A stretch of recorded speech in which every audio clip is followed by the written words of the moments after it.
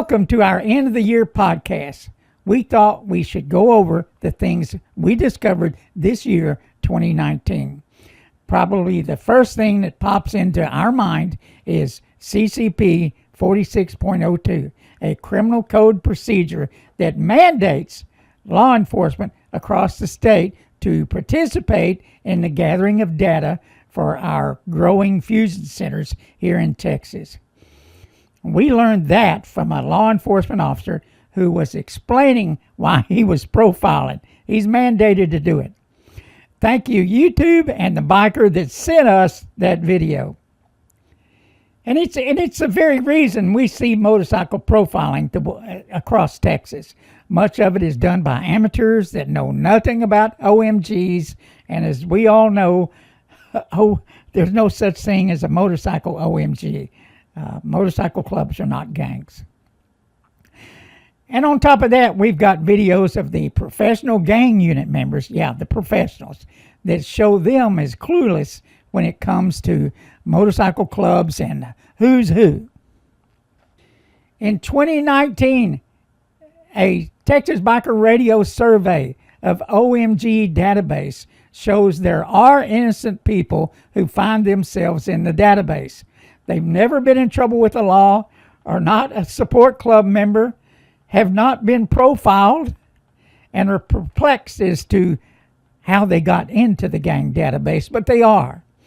And that survey is ongoing right now. You can go to texasbikerradio.org and take the survey right there on the front page. And we sent a simple letter to the DPS Inspector General asking some really simple questions, like, what is the criteria for being entered into a gang database?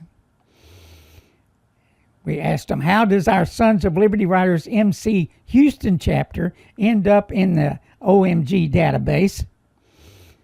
We're not a support club. We have not been profiled on the side of the road or anywhere else by law enforcement, our Houston chapter. We have not been declared a criminal organization by any court. And we also asked the Inspector General, who has oversight? And that was about 2 months ago, and so far the DPS Inspector General has ignored our letter, has failed to respond. May 2019, we learned of a 24-year Army combat veteran who was facing criminal carry charges. And from that point on, we learned so much more about our system of justice in Texas and across the country. Patrick was riding through Milam County. He was riding legal per the law. As a CHL LTC holder, you are supposed to inform the officer you hold a license and whether or not you have a gun. Officer Tice, the DPS officer, Officer Tice, had no complaints about this. Patrick should have never been arrested per the DPS information received by DPS Officer Tice on the scene, who is fixated on CCP 46.02. But then, let us tell you, there's this pesky CCP 46.15. And there's a word there, non-applicability, that says 4602 does not apply. So it doesn't apply when? Like when you're traveling across the state, you can legally carry a firearm. And that's exactly what my CHL instructor, Tarrant County Sheriff Bill Wayburn, told us a few years back in my CHL class. So let's continue. 46.15, non-applicability. It's not, 4602 is not applicable. In simple terms, if you're a license holder under subchapter H, chapter 411, government code, to carry a handgun in a concealed manner or in a shoulder or belt holster. What's playing out in Milam County has similarities to what's playing out in our nation's capital, a kangaroo court of collusion, which limits the person's ability to defend themselves. We have perjury, we have outright lies by unscrupulous law officers. Understand, the whole process was used to take away Patrick's Second Amendment was secret. Even through trial, the jury wasn't allowed to see the secret evidence. Even his CHL was declared secret from his fellow citizens, the jurors. It all goes something like this. It was secret evidence from secret sources used to put Patrick on a secret list by secret officials to deny Patrick due process.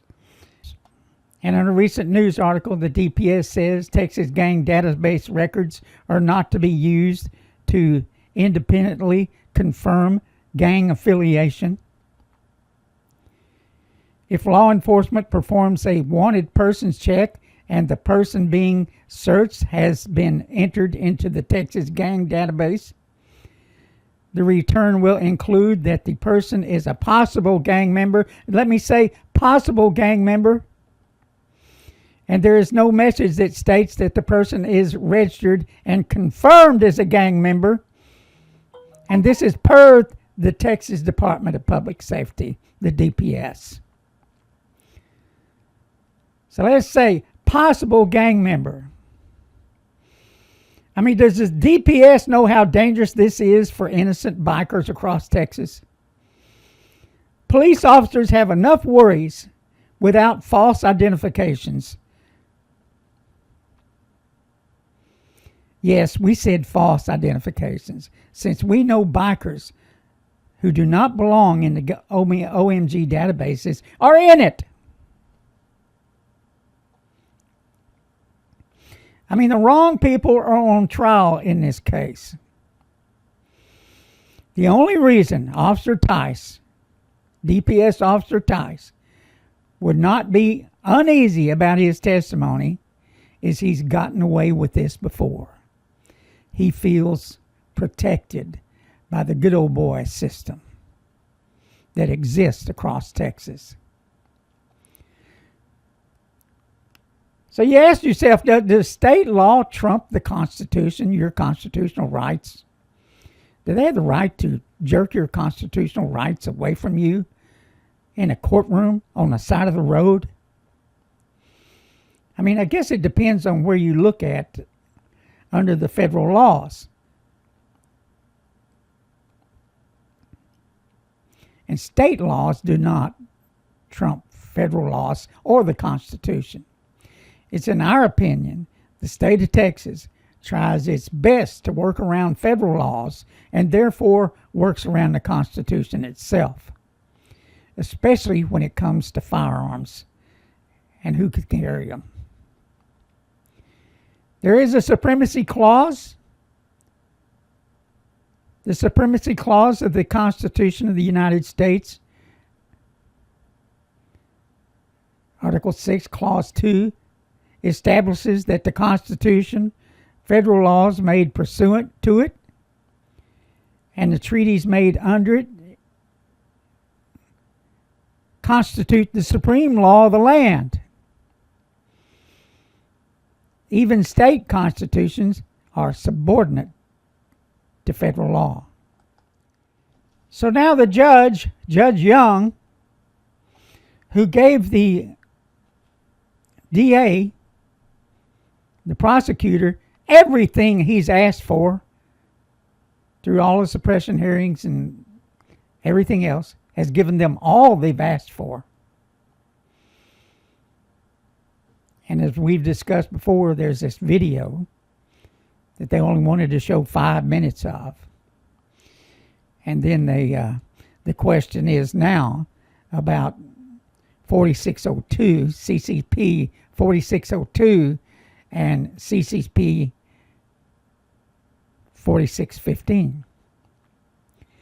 So it's the judge declared a mistrial, and he's appealing to a higher court to sort the laws out.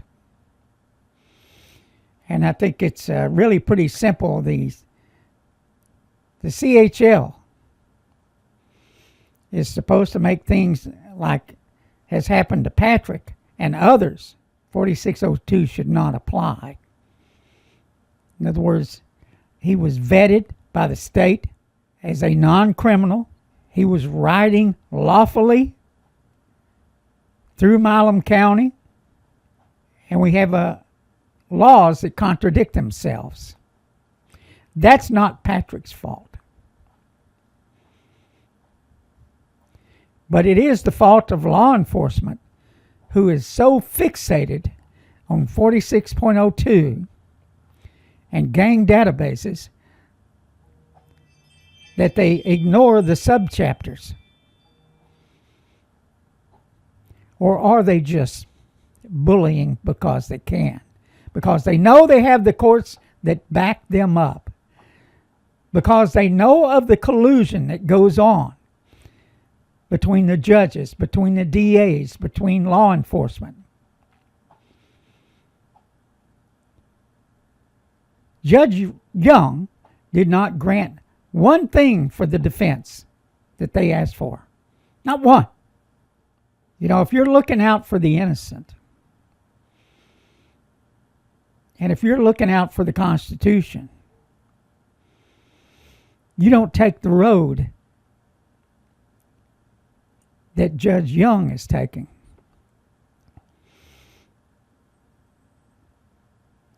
Judge Young has his finger stuck in every orifice in that county.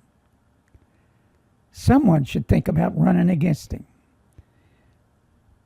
Someone should start talking about the Constitution and the rights of the people, whether you're a biker or just the average smuck tooling down the road.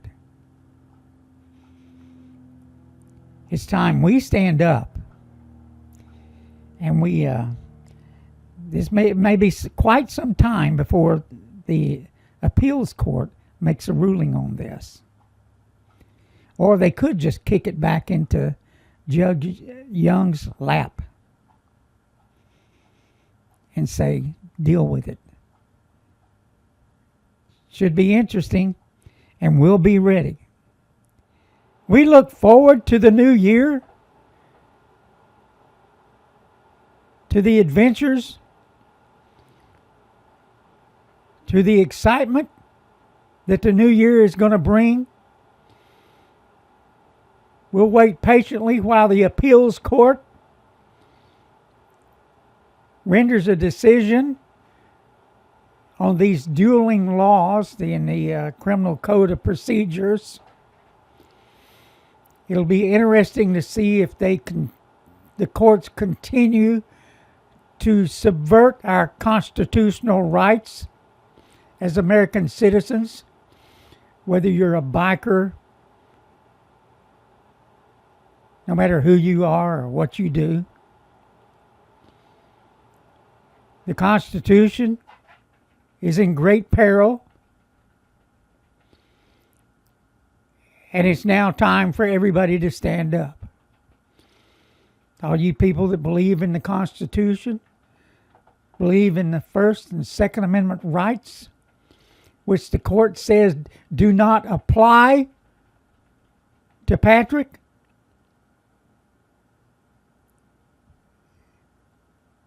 it's time to stand up. Stand up for the person next to you. Stand up for our community. Stand up against tyranny. And yes, anytime they tell you you've lost your rights and you haven't been before a court of law where they've told you you've lost your rights. It's time to stand up and do something. And this next year is special. It's the time to act. We're headed toward the next legislative session. We're headed for the next